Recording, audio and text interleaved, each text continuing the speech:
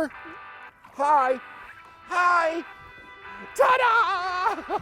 Hey friends, Mercury Pro Team member Mark Zona, and it's that time of year, the best time of year to go bass fishing, and I'm gonna show you my two must-have baits for springtime fishing. Look, it has been a long winter throughout really the entire country. Weather's getting warmer, and that is always the best time of year to be on the water. But before I get into those baits, I want to talk to you about the phenomenon that happens that really ignites that bite. This time of year, when you start to finally see that those warming trends starting, warmer weather, longer days, the biggest thing you see is areas that fish are moving in where they're gonna spawn, they're gonna reproduce.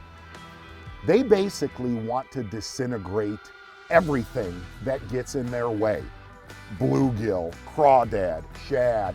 It's almost like they want to wipe out that forage to not bother them when they start to spawn. Those 2 or 3 weeks before they spawn are really the most magical. And here's the best way to put it. These two baits, I literally just cut off of my rods, a bladed jig and a lipless crankbait, okay? They work all year, right? But this time of year, look, a lot of you are hardcore bass fishermen and you're like, yeah, duh. But if you don't bass fish a ton, these are staples in the spring. Absolute staples, a bladed jig and a lipless crankbait. And what you're gonna get out of both of these baits is sound and vibration. Definitely something about that sound and vibration throughout the spring that ignite a bass to attack. Look how that bait's in his mouth. The other thing about it, I know this sounds crazy, the line that you have on your rod and reel, absolutely imperative with these two baits. I generally use a 15 pound, a 17 pound, all the way up to a 20 pound fluorocarbon line. And here's what that does. It keeps both of these baits high in the water column.